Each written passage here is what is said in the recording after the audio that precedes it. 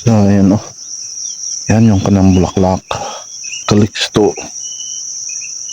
Iwan ko nga bang bulaklak. Dan.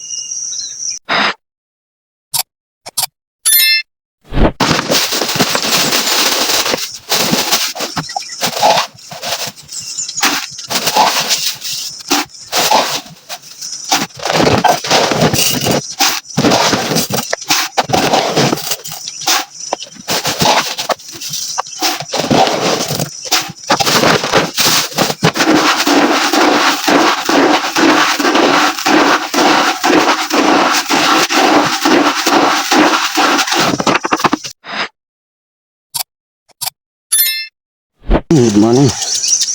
Tayo ngayon ay magpapataba dito sa ating naunang tanim na talong.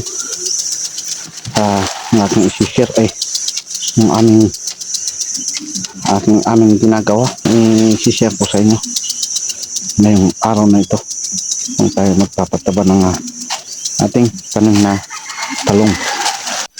So ganito po yung ating gagawin na paglagay ng pataba dito sa kanyang punuan. Ganito po yun. Ganito po sa dakot sa kamay. Tapos bubudbud po natin sa paligid niya. Ayan o. Ganito lang po. Ayun. Parang po malayo sa kanyang mga puno. Kasi po yung ating atlas ay medyo mainit po yan.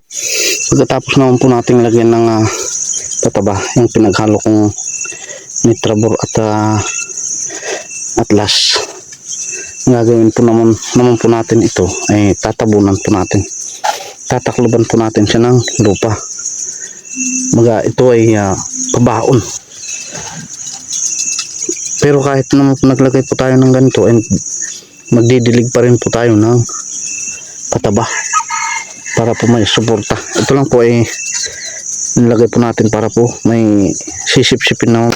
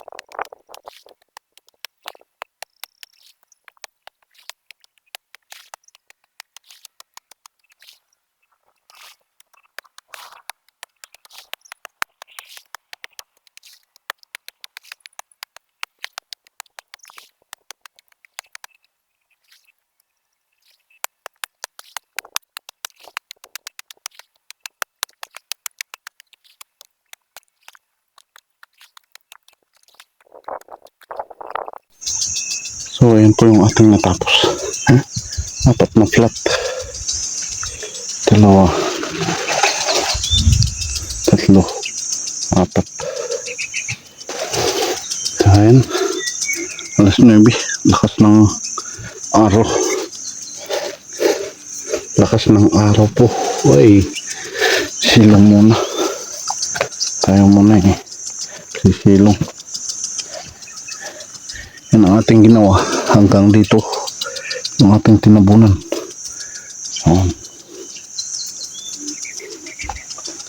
So baka mamayang hapon matatapos pa natin hanggang dyan. Ayan, silong muna, napakainit, grabing init.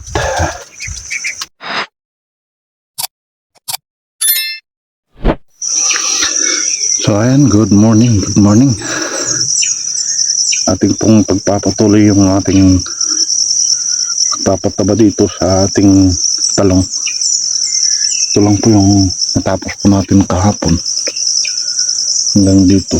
Yung 6 na flat doon, yan, ito po natin tapos yun. Yan o. Ito, pangalawang araw na po natin yung na nagpataba kasi kahapon ay sobrang init. Ayun naman po, yan po, makulimlim ang kalangitan. So, ito, malalaki na po yung ating talong. Ganda na. Nagbulaklak na po. Nagsisimula na pong magbulak. So, ayan o. Yan yung kanang bulaklak. Simula na po. Nagsisimula na po si Calixto. Iwan ko nga bang Calixto talaga ito. Hintayin po natin. Kasi ito'y nabili lang po natin sa dun sa mga nagpupunla. Sana Calixto ito. Baka naman tayo napik. So, hindi naman siguro. Yan o, mga bulaklak. Yan. Simula ng bulaklak. So, tayo magpapataba naman po doon.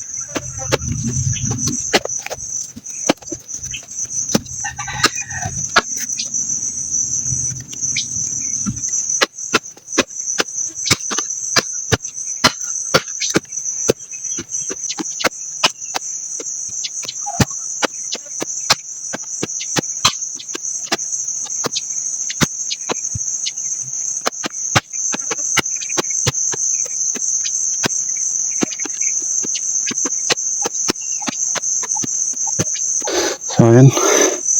Tapos po natin. Pati itong 6 na flat. Kasi ito naman po ay namumulaklak din. Yan o. May bulaklak. Ito may mga maliliit, malalaki. Muntik na pong matalo ng mga damo. Yan o. Ito, ayan, may mga malalaki na rin. May mga maliliit na sugot. Yun po ay muntikan na pong talunin ng damo. So, talagang ganun po ang sa pagtatanim po ng gulay ay kailangan po natin ay sipag. Dahil kapag tinamad ka ay dadamuhin ang iyong taniman. Ayan, maganda ng tingnan. Maganda ng tingnan yung ating mga tanim.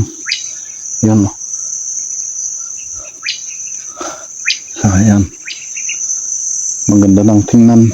Meron na po siyang flat. So, ganito po ang aming gawa sa pagtatanim o sa pagganitong pagpapataba. Kung ang inyong ginawa ay basta lang po pinungkal mo siya ng pinagtamnan mo, kailangan mo magpataba ng tawag doon, basal, at tatabunan mo ng lupa, magiging flat. Katulad po niyan, yan o, nagiging flat na po. Meron po siyang flatbed. Yun. So, naganda na. So, ayun. At dito na lang ang ating simpleng video. Maraming salamat po. Ingat-ingat and God bless po palagi. And bye-bye. Happy farming.